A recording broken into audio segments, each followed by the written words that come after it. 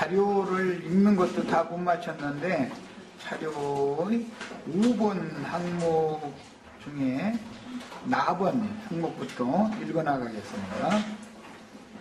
이제 후로 아브람은 본초인 사레와 갈등이 심화되게 마련이며 사레의 말들은 양심의 참소를 받게 하는 율법이 되어 아브람의 양심을 괴롭히고 죄와 사망의 몸에서 일어나는 육체의 욕구는 마음의 법에게 항상 참소를 당하지만 실제로는 또 다른 한 법이 아브람 속에 살아서 강력하게 활동하여 육체의 욕망을 쫓아 젊은 여자인 하갈을 향할 수밖에 없는 마음의 법과 육체의 법칙이 공존하는 갈등 속에서 고통을 받게 마련임. 육체적으로는 즐거워도 영혼은 고통스럽게 시작한 거죠. 이제 우상숭배를 하다 보면 늘 이렇게 되는 거예요. 죄의 법은 언제나 연약한 육체를 격동시켜서 범죄하도록 유혹하여 죄의 열매를 맺게 한 후에 증거를 들이대며 참소하여 하나님의 심판대로 끌고 가서 고소함. 그 내용이 창세기 오늘 16장 특히 5절 성경을 읽고 오겠습니다. 읽고 다시 자료를 오겠습니다. 사레가 아브라함에게 이르되 내가 받는 모욕은 당신이 받아야 옳도다. 내가 나의 여종을 당신의 품에 두었거늘 그가 자기의 임신함을 알고 나를 멸시하니 당신과 나 사이에 여호와께서 판단하시기를 원하노라. 이랬어요. 이것은 늘 마귀는 언제나 이런 방식으로 한다. 사람을 유혹해서 육체의 정욕을 격동시켜서 범죄를 저지르게 만든 다음에 범죄 사실을 근거로 들이대면서 이제 하나님의 율법에 걸어서 고발을 하는 거예요. 하나님 앞에 가서 지금 고소하는 내용이에요. 여호와께서 판단하기를 바란다. 이렇게 할 때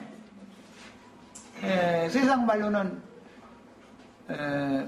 이제 자기의 어떤 의사 표현이 상대방에게 잘 이해되어지지 않거나 자기 뜻대로 본 말들이 잘 이렇게 서로 상통이 잘 안 될 때는 저 길 사거리 가서 오는 사람 가는 사람한테 한번 물어보자고 막 이렇게 말하지. 우리나라 사람 표현이 그렇죠.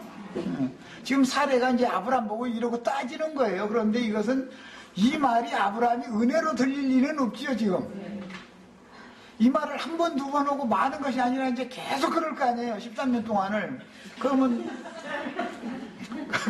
이제 아브람은 아내와 원수 사이가 될 것 같아요. 더 가까워질 것 같아요. 야, 이렇게 됐다. 사례와는 멀어지고 하갈과는 점점 더 가까워지는 건데 이걸 모르고 이제 속상하다고 계속 이게 그냥 하는 거죠. 그러면 그럴수록 하갈한테 빨리 가라고 몰아내는 건데 이걸 모르는 거예요. 이제 사례가. 이것이 사람이 다 참 똑같으죠. 그래서 법적인 아내인 법을 가지고 지금 따지는 거예요. 법적으로 나는 당신과 나는 부부 아니냐 이런 권리가 있으니까 이렇게 따지는 거예요. 사실은 사례가. 이것 보고는 법적인 부부관계다 이 말이에요. 지금 법적인 아내인 사례의 제안대로 법적으로는 여종 신분인 하갈을 취하여 이스마엘을 낳은 아브람에게 사례가 요구하는 모든 말들은 거짓의 아비인 마귀가 아브람을 격동시켜 범죄를 저지르게 한 후에 죄의 열매를 증거로 들이대면서 참소하는 저주의 말들인 거다. 성경이니까 이렇게 좋게 표현해놨지 좋은 말로 했을 리는 없죠. 사례가 이 말을 자기 남편한테 할 때 좋은 말로 할 리는 없잖아요. 고발하는 검사가 좋은 말로 하는 일은 없잖아요. 하나님의 재판정에 지금 갖다 고발하는데 이렇게 하는 거예요. 이제 이것이 구원이라는 것을 우리에게 지금 말하고자 해서 아브람과 사례와 그 가정에 일어난 일이에요. 그런데 이것은 인간은 이런 거다라는 것을 보여주는 그림이다 이 말이에요. 이게. 자, 이제 라번이에요. 아브람은 이제 죄에 대하여 죽을 수밖에 없고 세상에 대하여 체험적으로 죽을 수밖에 없으며 뭘로? 사례가 말로 죽이는 거죠. 사례가 13년 동안 계속 복가된다고 그러죠, 이거? 그렇게 되면 죽죠. 그런데 사례에 대해서 죽었다 그 말은 이제는 아내에 대해서는 만정이 다 떨어졌다. 법적인 아내에 대해서는 만정이 다 떨어졌다 이 말이죠. 이제는 아내 관계가 법적인 관계가 소실돼 버리는 거예요. 이게 사례가 잔소리를 많이 하면 할수록 정은 점점 멀어지고 하갈 쪽으로 막 달려가게 되는 것이에요. 이제 이렇게 되면 법의 관계가 무효가 된다 이 말이죠. 법적인 그 부부 관계가. 예. 그렇게 죽이는 거예요. 우리 저 자매님들 남편 죽일 때 어느 부분을 찌르면은 제일 아파한다라는 걸 제일 잘하는 게 누구예요? 예, 아내죠. 그래서 아주 그 부분을 딱 이용해요. 그런데 그거 계속 찌르면 나중에 약효가 안 나는 거예요. 이걸 아셔야 돼.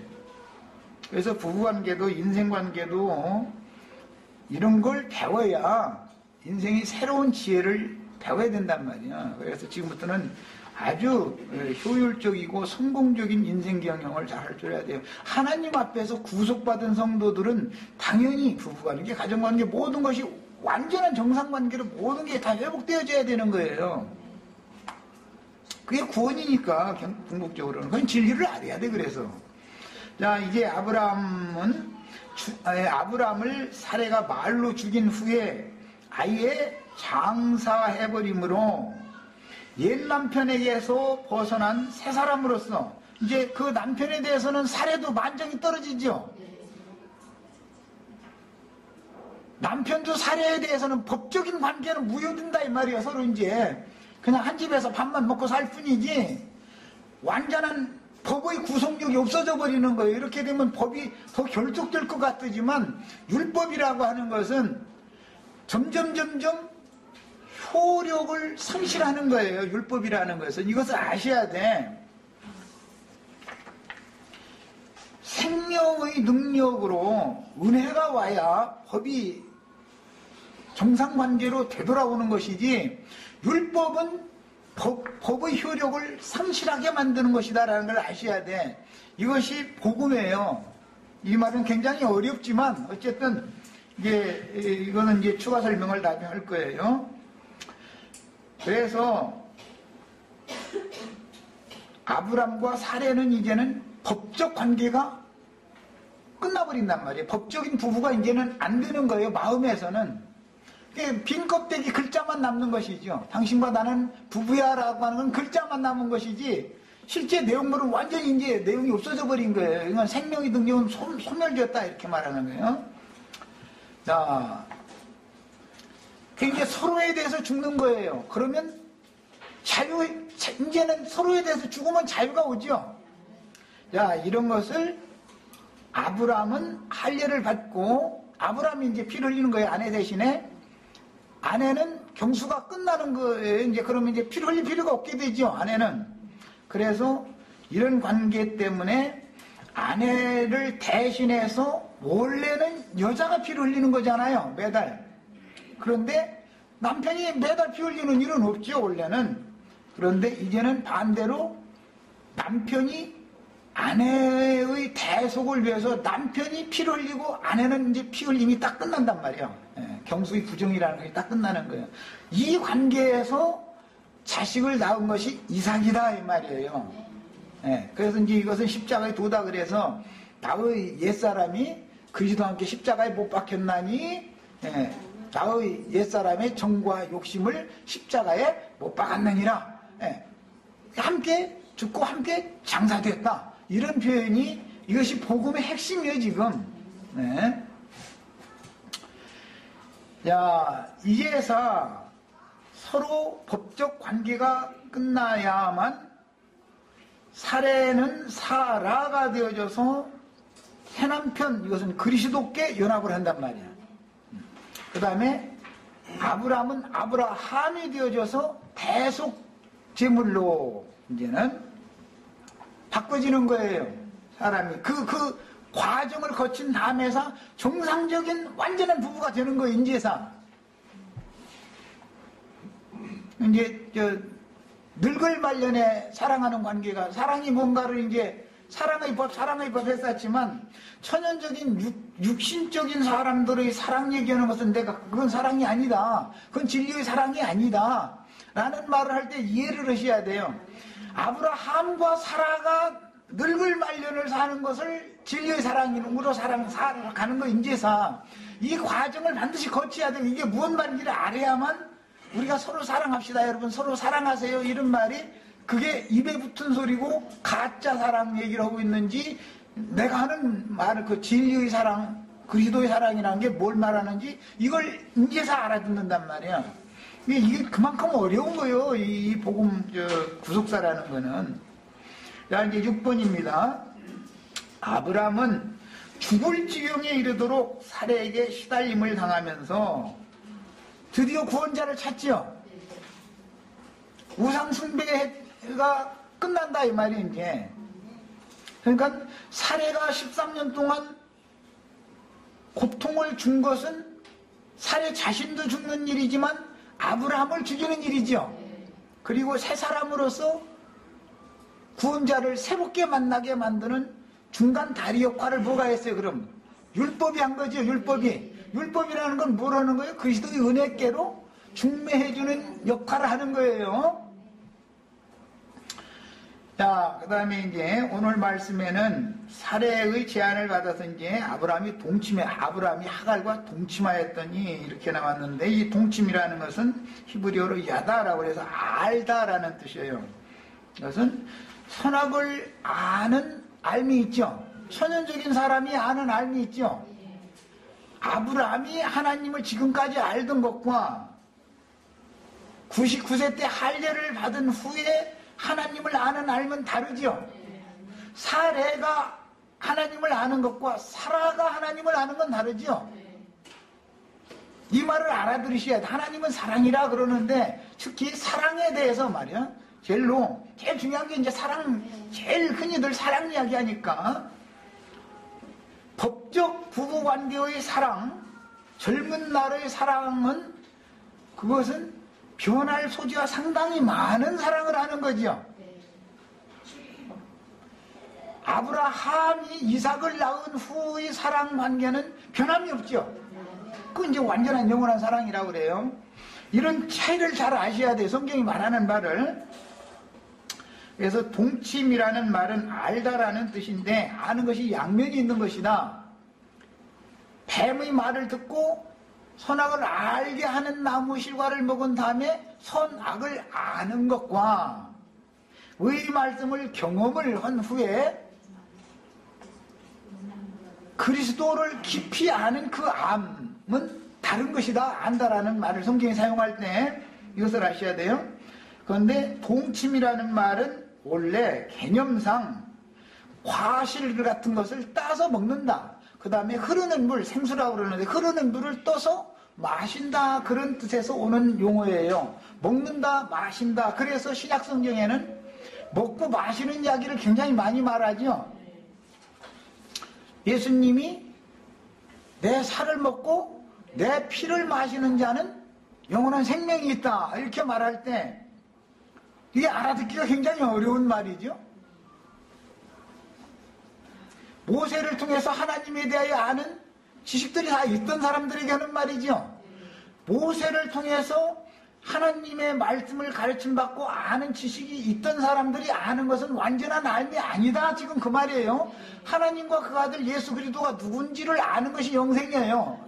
영생을 얻는 건데 그건 하나님을 아는 것이 영생인데 곧. 그런데 하나님을 알려면 하나님의 말씀을 먹고 하나님의 영을 마셔야 되는 것이다 이 말이에요. 그런데 자연인이 에덴 동산에서 선악과 나무만 있었던 게 아니라 생명과 나무도 원래 있었었죠. 동산 중앙에. 뱀이 와서 꿰기 전에는 선악을 알게 하는 나무가 보암직하고 먹음직하고 지혜롭게 할 만큼 탐스럽게 보이지 않았죠. 그냥 나무에 달린 과실이 있을 뿐이에요. 그냥. 그런데 뱀이 와서 그걸 따먹으라고 미혹을 하고 나니까 이렇게 보니까 이게 다른 눈으로 사람이 눈이 헷가닥 바꿔져 버리는 거예요. 사람 얼마든지 그럴 수 있죠. 지금까지 하갈은 그냥 잔심부림이나 해주고 신모죠. 말하면 신모. 그 자기 부인이 시집 올 때 데리고 온 종이에요. 그냥 그런 여자였었는데 여자가 아니고 그냥 신모였었어요. 그냥 종이었었어요. 그런데 사례가 아브라함에게 그 제안을 하니까 눈이 헷갈려 바꿔져 버리는 거예요. 이렇게 여자로 보이는 거 지금부터는. 예.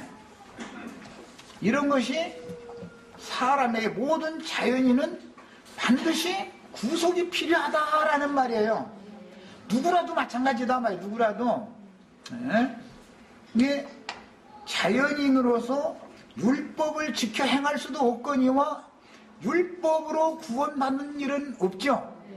율법을 계속 먼저 앞에서 주시는 목적은 그리스도의 은혜로 중매를 받게 하기 위해서 율법을 주는 거예요. 그래서 사례가 지금 아브라함에게 자기가 이렇게 자기 생각지도 않은 말을 해놓고 나서는 왜 당신 그냥 시종으로 애나 낳고 말 일이지 마음일랑 이 자리다 놔두고 애만 낳고 애랑 우리가 갖고 그 종이니까 말이야 그냥 씨바지를 그냥 한번 이용해 먹고 말자 이런 말을 한 것이지 거기다 마음까지 다 가라 이 말은 아니었지 않냐 이 말이에요 지금.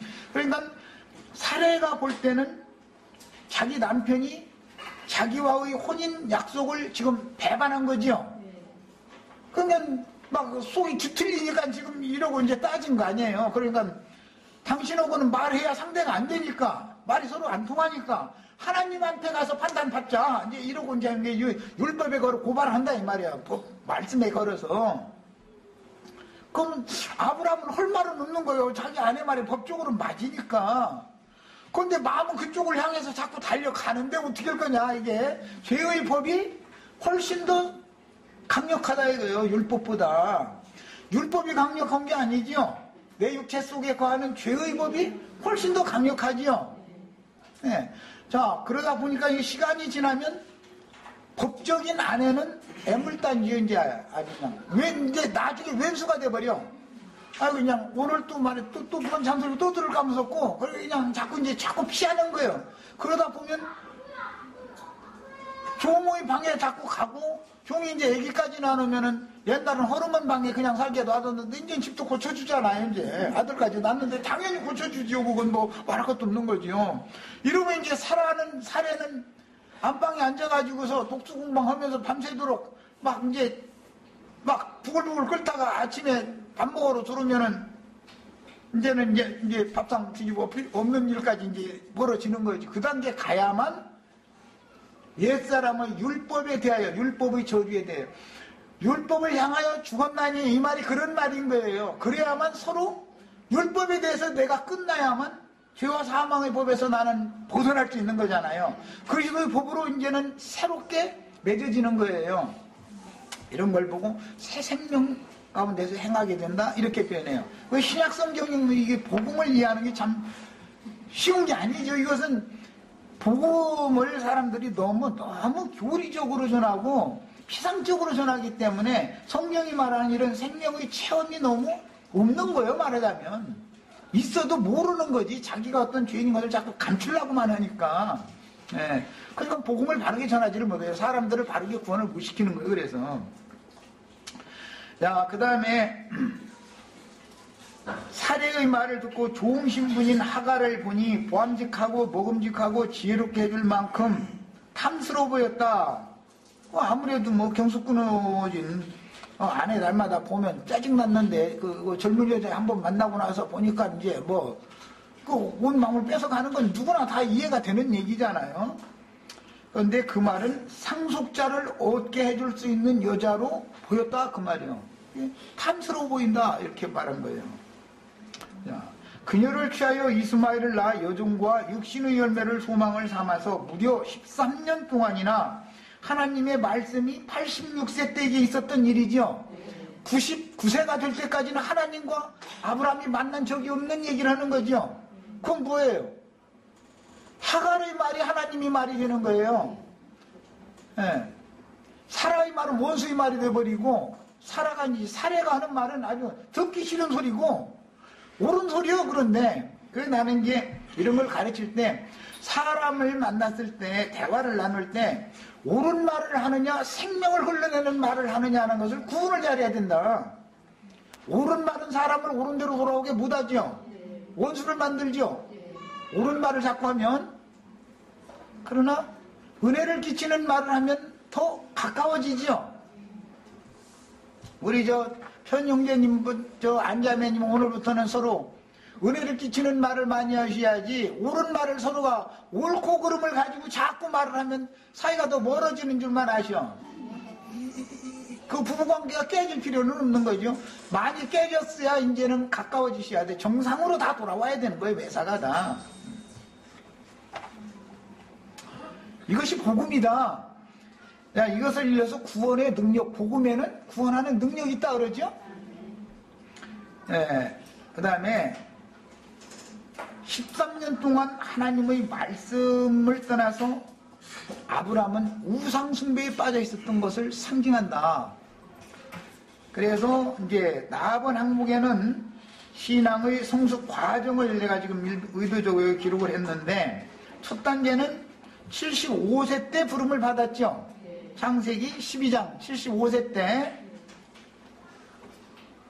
창세기 12장 4절에, 둘째 단계는 오늘 우리가 읽은 16장의 86세 때, 이때까지의 신앙은 신앙의 나이로는 10년이죠. 10년. 10살 먹으면 애 낳을 수 있어요? 없어요? 못 나요. 못 나요. 사례도 영적 자녀는 아직 못 낳는데요. 영적 나이는 10년밖에 안 된 거예요. 10살인 거예요. 아브람도 영적 나이 10살밖에 안 됐을 때는 씨가 여물지를 않았기 때문에 잉태를 시킬 수가 없어요. 아브람은. 그런데 육신의 자녀는 낳다 이 말이잖아요. 지금 영적 자녀는 낳을 수 없는 상태인데, 육신의 나이로는 86세지만 영적 나이로는 이제서 10살이다 이런 말이에요. 75세 때 부름받아서 85세 때 지금 이 말을 했고, 86세 때 이스마엘 낳았으니까 그 다음에 13년이 지나면 23세가 되죠. 그러면 날 수 있어요? 없어요? 그때 날 수 있는 거예요. 그때. 예. 그 얘기를 하는 거예요. 신앙이라는 것은 거듭났다 해서 모든 게 다 되는 게 아니죠. 과정을 거쳐서 반드시 자라야 되는 거예요. 자라야. 이것은 자라면 생명률에 따라서 열매를 맺는 것이지, 사람이 말로 강요한다 해서 열매를 맺는 건 아니죠. 그것이 첫 언약은 흠이 있다 이렇게 말을 해요. 첫 언약 때 범한 죄들을 속하려고 예수님이 오셔서 죽었다. 히브리서는 이렇게 돼 있죠. 그럼 첫 언약 때 범한 죄라는 게 뭐예요? 언약을 배반했다. 법적인 부부관계가 끝나버리게 됐다 이 말이에요. 아브라함과 사례의 법적 부부관계가 끝나는 것은 하나님의 관점에서 보면 하나님과 아브라함 사이에 맺은 언약이 파기된 거다 이거예요. 혼인 약속이 파기된 거예요. 이것이 상징인 거예요. 세 번째 단계는 이제 99세 때인데, 그때 할례를 받죠. 그때 하갈이 낳은 아들이었던 이스마엘은 13살 먹었을 때예요. 그래서 창세기 17장에 이제 이스마엘은 13세였더라 이렇게 이제 기록이 나온 거예요. 원래는 난지 율법에는 8일 만에 할례를 행하게 되죠. 혼행하는 할례는 13세 때는 아이를 낳을 수 있어요? 없어요? 없는 때예요. 이 할례를 받을 때는. 이스마엘은 아직 생산할 수 있는 나이가 아니에요. 그런데 이 사레와 아브라함과 사라 세 사람이 되어져 가지고 그 신앙의 나이로는 23세가 됐을 때다 이 말이야. 그러니까 이삭이 나오는 거예요. 이제 그래서 이것이 영적 자녀를 낳는다. 하나님의 후사를 낳았다. 이렇게 표현하는 거예요. 네 번째 단계는 이제 모리아산 제단에 이삭을 드렸고, 이삭이 몇 살 때라고는 돼 있지 않지만 원은 30세가 넘어야 되는 거예요. 이제 그 다음에 다섯 번째는 사라가 죽고 나서 그드라라고 하는, 그드라는 첩이 아니라 후처죠. 하갈은 첩이죠. 본처, 후처, 첩이라는 용어를 잘 아셔야 돼요. 이건 법적인 용어예요. 법적인 용어. 첩은 아무 권리가 없죠. 후처는 권리가 있어요. 이삭도 이스마엘도 그들아 보고는 어머니라고 당연히 불러야 되는 거예요. 어머니라고 안 부르면 그건 큰일 나는 거죠. 후처니까 그거는 어머니의 자격이 있는 거예요. 그러나 첩은 어머니가 아니죠. 예, 셈 족속들의 그 혼인관계, 가족관계의 기본 사상이 개념이 그랬기 때문에 그냥 단순히 여자라고 되어 있는 용어임에도 사람 어떤 관계인지를, 법적 관계를 봐서 성경을 번역할 때 번역자들이 후처라고도 번역도 하고 첩이라고도 번역도 하고 이렇게 번역을 달리하는 거예요. 이런 이치를 잘 아셔야 되겠어요. 그리고 아브라함 몇 살에 죽어요? 175세에 죽었어요. 그 이제 아브라함의 완전한 구원에 이제 들어가는 거예요. 자, 4번 항목으로 갑니다. 옛사람이 선악을 아는 지식을 얻는 것과 새사람이 선악간 분별하는 참 지식을 얻는 것의 차이. 지금 내가 이거 쭉 설명을 했어요. 자, 빛이라는 말은 지혜, 지식이라는 개념에서 오는 건데, 빛이라는 말은 뭐에서 어근이 오는 거라고요? 지혜, 지식이라는 어근에서 오는 거예요. 우리 인간들이 이렇게 이런 등불빛이나 햇빛이나 이런 빛이 없으면 사람이 생존할 수 없잖아요. 생활이 안 되잖아요. 그런데 성경이 말하는 영적인 빛이라는 것은 지혜, 지식을 의미하는 말인 거예요. 그런데 지혜와 지식이라고 하는 것이 오는 근원이 다를 수가 있다, 그 말이에요. 요한은 켜서 비추는 등불이었죠. 예수님은 햇빛이었죠. 비유가 햇빛은 위에서부터 비치는 거고 등불은 아래에서 사람이 인위적으로 만든 빛이잖아요. 왜 신약 성경이 이런 걸 대비를 하는지를 아셔야 돼요. 땅에 속한 사람들도 지혜와 지식을 다 가지고 있죠. 그런데 그 지혜와 지식은 마귀의 지혜와 지식을 못 당해요. 천연적인 사람의 지혜와 지식은 마귀의 지혜와 지식을 못 당해요. 거기에 속게 돼 있어요. 마귀의 지혜와 지식보다 한 수가 더 높은 지혜와 지식은 하나님의 지혜와 하나님의 지식이에요. 그래서 천연적인 사람이 지혜롭게 행한다고 야근깨 쓰고 사례가 아브라함에게 제안을 한 것이 알고 보면 세상적으로는 망조드는 술수를 부려서 잠깨를 낸 것이 이 13년 동안 이 서로가 이 고통을 받는 환경으로 몰아온 거잖아요. 하나님의 지혜는 사단에게 사람을 먼저 맡겨서 사단의 꾀에, 즉 지혜와 지식에 동참되어진 그 사람이 스스로 자기 도끼로 자기 발등 찢게 만들고 자기 스스로 걸려넘어지게 만들어요. 뱀의 지혜와 지식에 점유당하면 사람이 영적으로 어두워진단 말이야. 그래서 돌뿌리가 앞에 있어도 그걸 모르고 그냥 걷어차고 그냥 넘어져 버리는 거예요. 이렇게 하고 나서 은혜로 하나님의 생명의 빛이다. 이제 요한복음 생명의 빛이라고 그러죠. 생명의 빛이신 그리스도를 보내가지고 그리스도의 생명의 빛으로 다시 넘어진 사람을 일으키는 것이 구원이죠. 이것이 구속사인 거예요. 빛의 양면성이 있다. 참 하나님의 지혜로 깨달은 신령한 지식과 뱀의 지혜로 알게 된 육신적인 지식으로, 그건 모두 세상 지혜를 지금 말하고자 하는 것이 아니라 성경을 이해하는 지혜 지식을 말하는 거예요. 성경을. 그 차이는 썩는 양식을 먹고 광야의 샘물을 마시지만 결국 죽는 것과 영생하도록 있는 양식을 먹고 성령을 마심으로 영생을 취하는 것에 대한 차이로서 유일하신 참 하나님과 그의 보내신 자 예수 그리스도를 아는 것이 영생이요 의문의 율법으로 아는 것은 도리요 저주요 영원한 죽음인 멸망인 것이다. 사람이 그러니까 스스로 머리가 이렇게 잘 돌아가는 사람 있죠. 꾀를 많이 내고 이렇게 하는 사람들이 있잖아요. 어느 날은 그 야금 때문에, 그 지혜, 그 지식 때문에 쫄딱 망하는 수가 있죠. 있어요, 없어요? 대답들을 안 망해봐도 모르는가 봐요.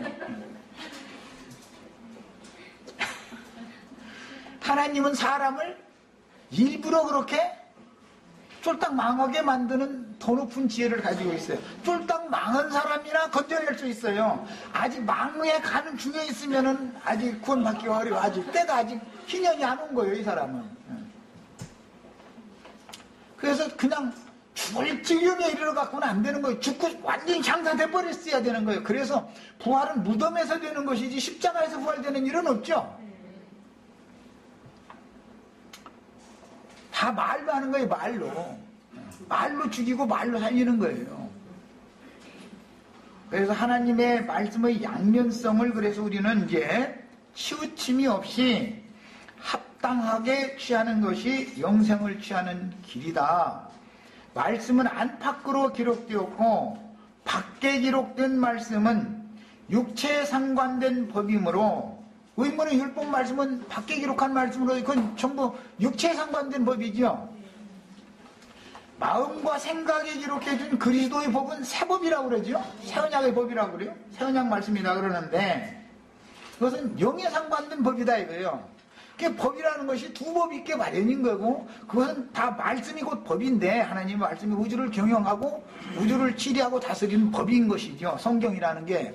그런데 이 말씀을 어린아이 신자들이 말씀을 받고 그 말씀으로 아멘 하고 막 오늘 은혜 받았다고 벌떡벌떡 뛰고 그럴 때는 이게 위험소지가 있어요 없어요? 있어요. 네, 위험소지가 있는 거예요. 그 이제 미국 사람들 사랑하는 식이에요 그게. 아침에 나갈 때 그냥 날마다 뽀뽀고 나가면 저녁 때 별로 엉뚱한 여자 데리고 와서는 그다음부터는 막 이제 이혼하자고 나온다는 거거든요. 이런 그건 진실한 사람이 아니었다는 말이잖아요. 이런 것과 같은 이치죠. 그 다음에 육체에 상관된 밖에 기록된 말씀은 육체를 정죄하고 죽이는 법이다. 그러면 육체를 정죄하고 죽이지 않으면 죽일 뿐 아니라 장사화시켜야 되는 거예요. 그렇게 하지 않으면 구원이 와요 안 와요? 안 오는 거예요. 그래서 반드시 말씀이라는 건 양면을 기록하고 있는데 밖에 기록한 말씀은 늘 나의 육체에게 적용을 해서 받아들여야죠. 안에 기록한 말씀은 구속받은 속사람의 생명 양식으로 또 받아들이는 거예요. 양면을 합당하게 취하는 사람이 좌로도 우로도 치우치지 않고 성경을 바르게 가르치는 사람이고 바르게 아는 사람이란 말이에요. 어떤 사람들은 이제 밖에 기록한 말씀은 무시해버려. 그 신령한 사람인 줄 알고 그런데 그걸 영지주의라고 그러죠. 그건 신령한 게 아니라 잘못된 거죠. 너무 왼쪽으로 너무 치우쳐 가버린 것이죠. 또 기성교회 사람들이나 이제 모세의 율법을 가르침 받는 사람들은 내면의 뜻은 관심이 없고 그냥 성경 몇 장 몇 절에 이렇게 몇 장 몇 절에 이것을 그냥 달달달달 외우는 사람들이 있죠. 성부사전처럼. 그게 나쁘다는 게 아니지만 그것을 아는 것은 하나님의 지혜로 참된 것을 아는 것이 아니다. 이거 선악을 분별하는 지혜로 아는 게 아니다 이 말이에요. 아직은 이런 것을 잘 이해를 하셔야 돼요. 생명이 어릴 동안은 여전히 육신에 속한 자죠. 어린아이들은 육신에 속한 자들이에요. 그 하나님의 말씀을 단단한 식물로는 먹일 방법이 없는 거예요. 그 젖씨로나 먹일 수밖에 없어요. 부드러운 음식, 예수님이 우리 죄를 위하여 십자가에 못 박혀 죽었습니다. 이제 이런 것을 자꾸 전하면 그때 예수님 손바닥, 발바닥이 얼마나 아프셨느냐, 이러면서 막 눈물을 막 흘려가면서 은혜 받았다고 그러죠.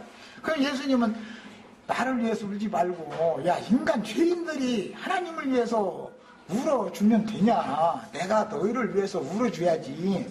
나를 위해서 울지 말고 너와 네 새끼들이나 위해서 울어. 그러는 말이 뭔 소리인지 아시겠죠? 사람들은 너무 착각 속에 사는 거예요. 사실은 예수님 십자가에 못 박혔다는 얘기하면 막 가슴이 울컥해가지고 막 손바닥 발바닥이 얼마나 아프셨고 그 고통이 얼마나 심했느냐고 이래가면서 울 땐 사실은 자기 육신이 생활이 지금 힘들고 어렵다 그 말이에요. 그냥 나 좀 돌봐달라 그거 하느라고 그냥 울고 난리인 거예요. 근데 아직 십자가에 못도 박히지 않은 사람이지 그 사람은. 그런데 뭐 언제 숨 끊어져가지고 장사시키겠어 그 사람은. 그러니까 이게 이 초보의 도를 가지고는 사람을 완전한 대로 이끌어 나갈 수가 없는 거죠. 자, 7번으로 이제 갑니다. 그래서 우리는 성경을 문자로 기록해 있는 말씀을 기본적으로 나의 육체에 이것을 적용을 해서 내 육체 옛사람을 죽이는 말씀을 적용하는 것을 우선 해야 된단 말이야. 그 다음에 무덤에서 부활, 새 생명으로 얻는 말씀을 안에 기록한 영적 의미를 또 적용하는, 안한 밖으로 적용하는 사람이 합당한 사람이다 이 말이에요. 어느 한 면을 무시해버리면 안 돼, 절대로. 율법이라는 게 다 소용없는 것이고 나쁜 것이면 뭘라고 선악을 알게 하는 나무 실과를 먼저 따먹게 만들겠어요? 그냥 처음부터 생명나무 실과를 먼저 먹어버리게 만들고 아예 선악을 알게 하는 나무 실과를 하나님이 그 에덴 동산에 만들어 놓지를 말지 여기까지 거 뭘라고 그거 만들어 놓고 속썩어까지 놓고. 이게 기성교계가 지금 복음을 너무 오해하고 복음을 오해하고 있는 걸 말하자면 7번입니다. 신령한 지혜와 지식을 얻기 위해서는 자연인들을 지배하는 세상 지혜와 세상 지식도 필요한 거다. 인간이 살면은 세상 지혜와 지식도 필요하죠. 그러니까 자식 나면은 유치원, 초등학교, 중고등학교, 대학교를 당연히 보내야죠.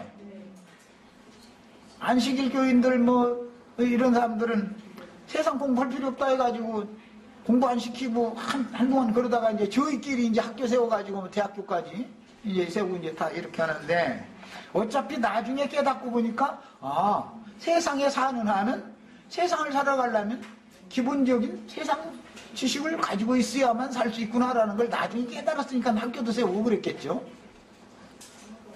만약에 우리나라 전 국민이 다 글자를 모르는 문맹자들만 전 국민이 살고 있다. 그러면은 위에서 다스려 먹는 사람들이야 좋겠지만은 나라가 발전을 못하죠. 아주 기초적인 세금도 할 줄 모르면은 무슨 상업 활동이 되겠어요? 뭐가 되겠어요? 이래가 일도 하면 둘이 된다는 기본적인 덧셈, 뺄셈, 곱셈, 나눗셈 정도도 이런 아주 기본적인 것은 모든 국민이 다 배워야 되는 거잖아요. 그래서 모든 나라들은 교육에 그렇게 투자를 하는 거예요, 자꾸. 국민들이 깨어야 나라가 발전하니까.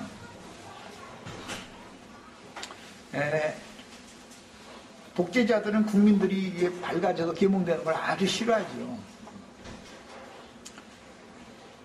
자연인들을 지배하는 세상 지혜와 세상 지식도 필요하고 자연인들의 지혜와 지식은 우주의 비밀인 진리, 성경만이 유일한 진리 글이죠. 하나님 말씀이에요. 진리를 깨닫는 중간 다리 역할을 해줄 수가 있어요. 히브리인들이 히브리어를 모르고 히브리인들의 생활 관습을 모른다. 그러면 하나님이 어떤 분인지를 가르쳐 놓을 수가 있겠어요? 없겠어요? 그럼 방법이 없는 거죠. 한국 사람들에게 내가 한국말을 한국 사람들이 다 못해. 그냥 서로가 이러고 살아. 그럼 무엇을 어떻게 알아서 말씀을 전할 것이며 글자를 다 몰라. 그러면 아무 근거도 없는데 내가 뭔 재주로 형제자매를 오라 해가지고 하나님은 이런 분이다라고 가르칠 수 있겠냐 이 말이야. 안 되는 거죠. 율법 지식은 구원자이신 그리스도께로 인도해주는 다리 역할을 합니다. 세상 지식도 필요해요. 율법 지식을 아는 것도 세상 지식이 있어야 아는 거예요. 영적 지식도 세상 지식이 있어야 가르칠 수 있는 거예요. 모세는 애굽의 말과 일을 능통하도록 익힌 후에 광야에서 미디안 제사장인 이드로에게 하나님을 섬기는 제사장 직무를 배웠습니다. 그래서 광야 사역을 하게 된 거예요. 그런데 그 광야 사역은 가나안 땅 완전한 데 나아가게 하는 사역이 아니었던 것이죠. 중간 과정, 가나안 땅 입구까지 데려다 놓는 중간 과정 역할만 한 것이에요. 그 다음에 모세같이 훌륭한 사람이지만 모세가 광야로 도망갈 때는 죄 중에 가장 무거운 죄인 살인죄를 저질렀기 때문에 도망갔죠. 그러니까 이 세상에는 자연인으로서 의인은 있다 없다? 없어요. 다윗 왕국 얘기하면 이제 다윗 얘기하는데 다윗이 살인죄 저질렀죠. 간음했죠. 모세도 마찬가지예요. 구스여인 취했죠. 그래가지고 간음했다고 십부라가 십부라 맞은가? 모세의 누이 미리암이 이렇게 오늘 그 사례처럼 이렇게 율법으로 가서 들이대가면서 정죄하잖아요. 다 이런 일은 다 있어요. 모든 성경에 나오는 모든 사람들이 다 이 과정을 다 거치는 거예요. 이제 우리 형제 자매들은 아니십니다. 나는 살인은 안 했다 그러지만 다 마음으로는 저 남편 살인 안 해본 사람 있으면 자매님 손 들어봐. 헤라가 웃으면 말도 안 되고 아직은 그거 이제 이 말 알아들을 때가 아직 안 됐고 살인 적어도 50살 먹었으면 50번은 했어. 그게 굉장히 적게 한 거예요. 그거는 어느 날은 하루에도 5번 10번씩 하는 날도 있어.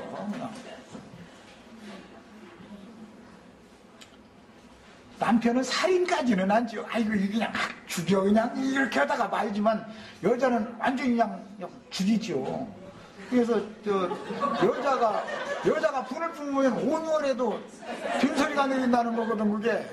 그게 이 여자가 유순하고 이쁘지만 굉장한 거예요. 이게 잘못 호락호락 봤다면 큰일 나죠.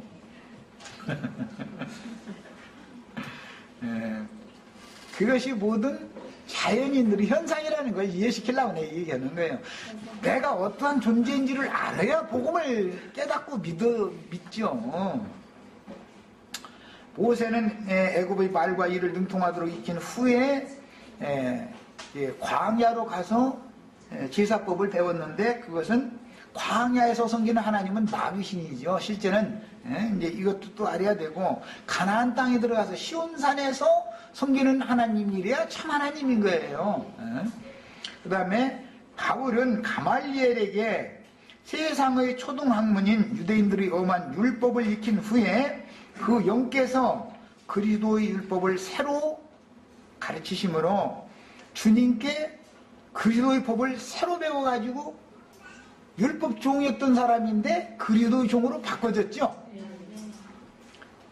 그 다음에 야번 사도들은 이스라엘 12지파의 전통적인 관습과 생활을 이미 유전받은 후에 예수님께 그들의 법조경을 새로 배워서 하나님이 베풀어 주시는 지혜와 계시의 영으로 선악을 분별하는 자가 되어 세상에 보내심을 받고 지혜롭고도 충성스러운 종들로 전도사역을 수행하였습니다. 사도들은 이미 유대인의 전통과 그들의 생활과 그들의 학문과 이런 것들을 이미 다 알고 있던 사람들이죠. 그런데 골로새서에 보면 유대인의 율법은 세상의 초등학문이다 이렇게 돼 있죠. 네. 우리는 지금 고등학문 배우는 거예요. 고등학문은 아무한테나 가르칠 수 있는 게 아니죠. 초등학생한테 대학교 교수님이 가면 잘 가르칠 것 같아도 그렇게 되는 게 아니다. 그래서 목사님들은 목사님들의 맡은 사명이 있고 그들이 해야 될 일이 있는 거예요. 그래서 내가 어느 때는 이제 세상 교육에 그 목사님들에게서 이게 젖뛰게 만들려고 어느 말을 이제 하는 경우도 있는데 잘 이해해서 들으셔야 돼.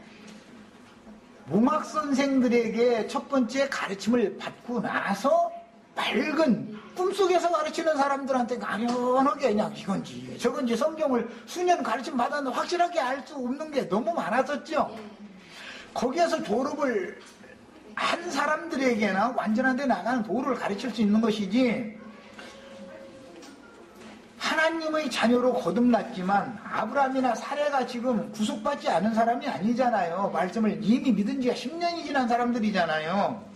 그래도 갈라디아서 3장 하반부에서 4장 초반부에 보면 뭐라고 되어 있냐면, 어릴 동안은 하나님의 아들들이라도 어릴 동안은 종과 다름이 없어서 청지기에게 맡겨가지고 가르치게 하는 거다. 그랬어요. 그러니까 종의 직분을 행하는 사람들이 필요하죠. 예배당 목사님들이 필요한 거예요. 예배당 목사님들이 다 그냥 뭐 가라지만 있는 건 아니죠. 그래도 말씀을 순수하게 가르치려고 애쓰는 분들이 더 많지요. 가라지가 더 많을 일은 없죠. 그렇지만 거기에선 어느 때가 되면은 나와야 된다라는 말을 이해를 해야 되는 거예요. 네. 초등학문을 끝까지 가르침 받을 수는 없잖아요. 그러면 어린아이일 거 아니에요. 초등학문에만 계속 있으면. 완전한 데 나가는 모세의 가르침만 계속 붙잡히면 안 되죠. 여호수아 인도를 따르는 수준에 이르러야 되는 것이죠. 이 얘기예요. 뭐 시간이 다 됐으면은 인용한 성경 구절은 각자 읽으시기로 하고, 애찬하신 다음에 이제 여기 구체적인 내용을 좀 같이 이제 말씀을 좀 나누겠습니다.